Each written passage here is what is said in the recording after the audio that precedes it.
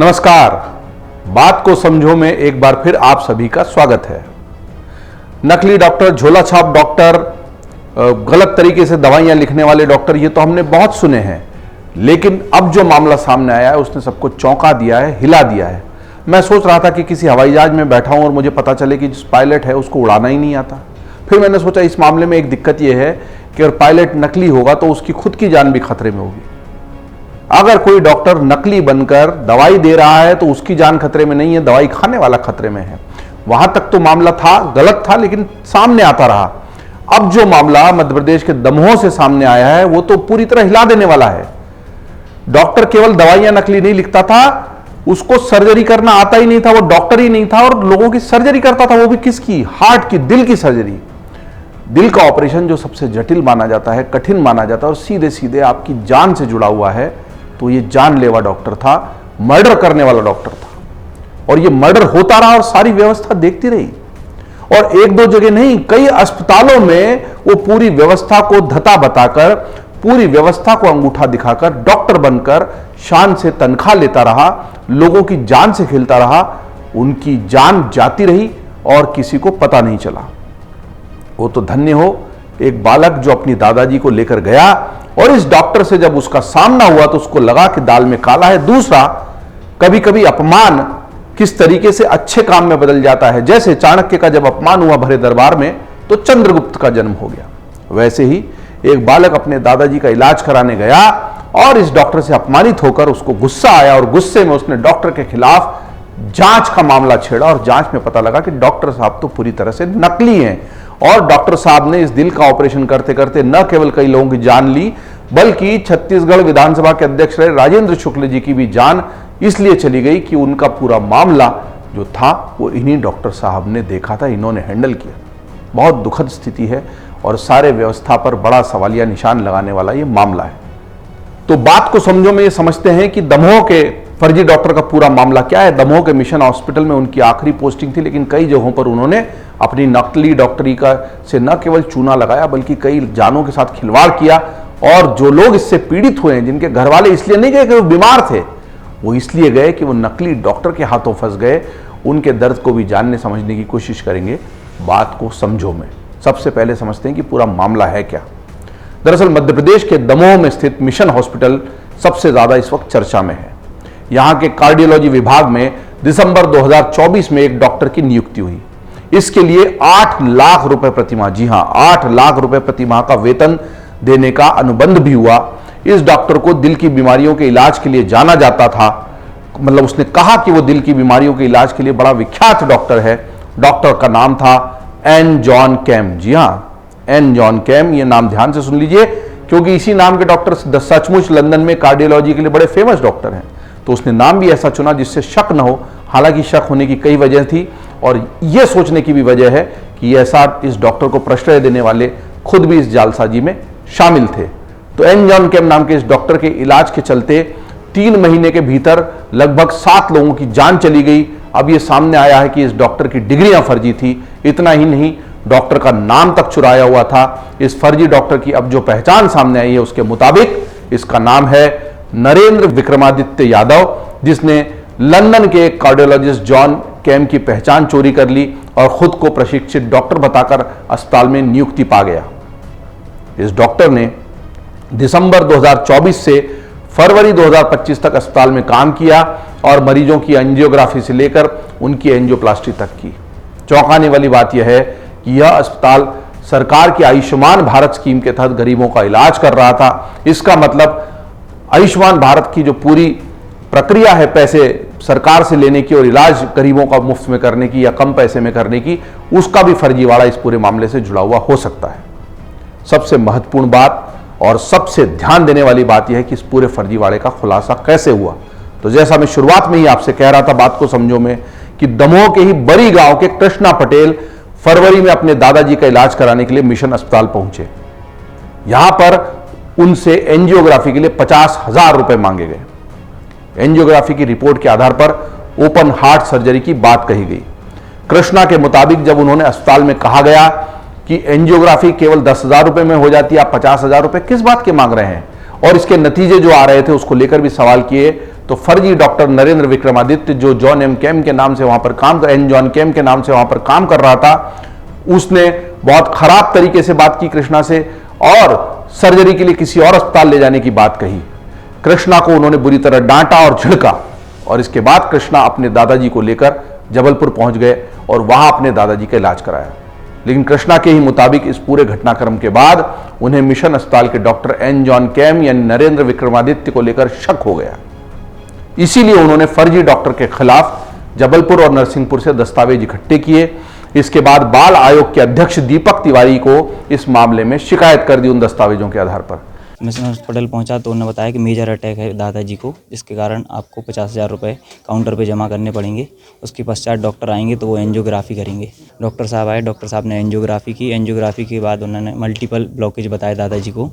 Multiple blockage बताने के कारण उन्होंने बोला ओपन हार्ट सर्जरी होगी, जो आपके दादाजी की यहाँ होना संभव नहीं है, आप बाहर ले जा सकते हैं। डॉक्टर ने मिसगाइड किया कि आपकी ओपन हार्ट सर्जरी होगी और बिहेवियर के कारण थोड़ा सा लगा कि डॉक्टर पेशे से तो ऐसा व्यक्ति नहीं हो सकता। इसके बाद मैं वहाँ से नरसिंहपुर हॉस्पिटल, जहाँ ये पहले पदस्थ थे, वहाँ गया। वहाँ पता चला कि एक दिन में इनके हाथ से 3 मौतें हुई थीं, जिसके कारण वहाँ से इनको निष्कासित किया गया था और वो वहाँ पे कोई दस्तावेज अपनी योग्यता संबंधी प्रस्तुत नहीं कर पाए थे, जिस कारण से इनको संस्था द्वारा भगा दिया गया था। उसके पश्चात जबलपुर आए। जबलपुर में भी इनकी जानकारी एकत्रित करने की प्रयास किया, जिसके बाद वहाँ भी इनके विरोध में ही साक्ष्य मिले। फिर मैंने इनकी कंप्लेन की। कंप्लेन के बाद पता चला कि ये डॉक्टर पूर्णतः फेक है। दीपक तिवारी ने मामले की गंभीरता को देखते हुए जानकारी कलेक्टर को दी और कलेक्टर ने इसकी जांच शुरू की। हालांकि गड़बड़ यह हो गई कि इस पूरी जांच की भनक उस फर्जी डॉक्टर विक्रमादित्य को लग गई और ऐसे में उसने फरवरी में ही इस्तीफा दे दिया अपनी डॉक्टरी के पद से और दमोह छोड़कर फरार हो गया, भाग गया।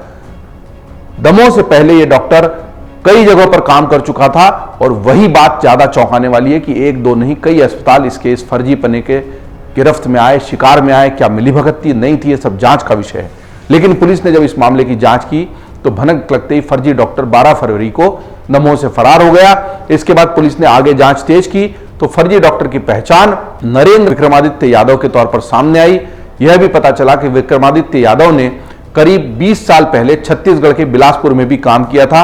2006 में इस फर्जी डॉक्टर ने अपनी नकली पहचान डॉक्टर एन जॉन कैम के नाम का इस्तेमाल करते हुए छत्तीसगढ़ विधानसभा के अध्यक्ष राजेंद्र प्रसाद शुक्ल का बिलासपुर के अपोलो अस्पताल में इलाज किया। बताइए, अपोलो अस्पताल जैसा प्रतिष्ठित अस्पताल समूह, वहां पर इसको इस तरह की नौकरी मिल गई, जॉब मिल गई और राजेंद्र प्रसाद शुक्ला जैसे प्रभावशाली नेता और व्यक्ति का भी इसने गलत इलाज कर दिया। फिर भी सिस्टम इस खराबी को, 2006 का मामला है, हम 2025 में पकड़ नहीं पाया। इतने लंबे समय तक कोई व्यक्ति सिस्टम को बेवकूफ बनाकर डॉक्टर जैसा महत्वपूर्ण कार्य कर सकता है, यह इस सिस्टम के लिए सबसे शर्मनाक बात है और इस सवाल का जवाब हमें सारे जिम्मेदारों से मांगना ही चाहिए। इसीलिए बात समझने समझाने की है कि ऐसा हो कैसे गया। और इसके बाद इस डॉक्टर ने हैदराबाद में डॉक्टर के तौर पर सेवाएं दी। बताइए, वहां से हैदराबाद भी पहुंच गया बिलासपुर से।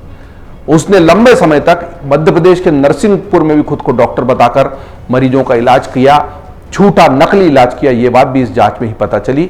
जांच में यह भी पता चला कि उसने दमोह से फरार होने से पहले पोर्टेबल इको मशीन वहां की चोरी कर ली मिशन अस्पताल की। मतलब जाते जाते भी चोर अपनी आदत से बाज नहीं आया।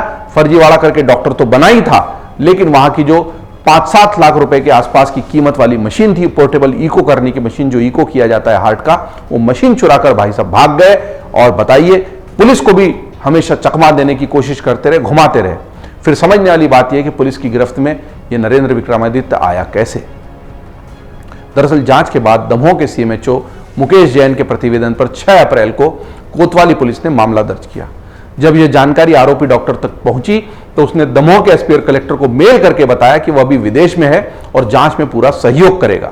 साइबर सेल ने जब इस मेल की जांच की तो भारत से ही किया गया आईपी एड्रेस की जो ट्रैकिंग होती है, वहां डॉक्टर साहब इतने समय से जो व्यवस्था को चकमा दे रहे थे, इस गलती की वजह से पकड़े गए।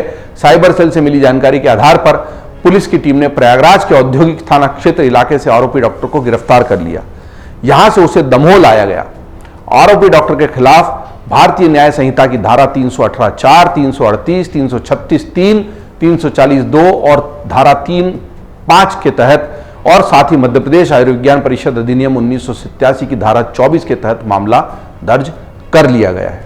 अब यह समझना जरूरी है कि यह पकड़ा गया है, इसके ऊपर इतनी सारी धाराएं लग गई हैं, मामला चलेगा, कोर्ट से पेशी पे पेशी होगी और फिर ऊपरी अदालत में जाने के रास्ते खुले ही रहते हैं। इसको कब सजा मिलेगी ये तो पता नहीं, लेकिन मरीजों की जिंदगी ये लेता रहा। और कैसे लेता रहा? दमोह के पुराना बाजार 2 निवासी रईसा बेगम जो कि 63 साल की हैं, उनके बेटे नबी कुरैशी ने बताया कि 9 जनवरी को उनकी मां के सीने में, रईसा बेगम है नहीं थी 63 साल की जिनकी उम्र हमने बताई, उनके बेटे ने बताया कि 9 जनवरी को उनकी मां के सीने में दर्द उठा था। वे 10 जनवरी को उन्हें जिला अस्पताल ले गए, जहां डॉक्टरों ने मिशन अस्पताल भेज दिया। उन्होंने बताया कि आयुष्मान से इलाज होना था, लेकिन मिशन अस्पताल में 50,000 रुपए मांगे गए। जब बिना जांच के अस्पताल में रुपए मांगे गए तो नबी ने मां को निजी अस्पताल में डॉक्टर CM संगतानी के यहाँ ले गए। उन्होंने फिर मिशन अस्पताल में भर्ती करा दिया। ऐसे में नबी ने रुपए जमा किए। रईसा की, मतलब ये आपस में भी डॉक्टरों का खेल चल रहा था। दूसरे अस्पताल वाले ने भी फिर मिशन अस्पताल ही भेज दिया। रईसा की जांच फर्जी cardiologist doctor N John Camm ने कराई। रिपोर्ट में एक नस 92 तो दूसरी 85% ब्लॉक मिली। डॉक्टर कैम ने कहा कि सर्जरी होगी। 14 जनवरी को रईसा को भर्ती कराया गया। 15 जनवरी दोपहर 12 बजे सर्जरी हुई और 12:30 बजे रईसा की मौत हो गई। देखिए किस तरह का खिलवाड़ जिंदगी से डॉक्टर नरेंद्र यादव जो है, नरेंद्र विक्रमादित्य, करता रहा। उस फर्जी डॉक्टर ने कहा सर्जरी के दौरान दूसरा हार्ट अटैक आ गया था और इसी वजह से रईसा की जांच चली गई और 15 दिन बाद जांच रिपोर्ट दी। पहले सभी ने इसे सामान्य मौत माना, लेकिन अब पता चलता है कि उस मामले में भी गड़बड़ी हुई थी। जाहिर है नकली डॉक्टर था, गलत सर्जरी करना ही उसको आता नहीं था, पता नहीं कैसे सिस्टम में बना हुआ था।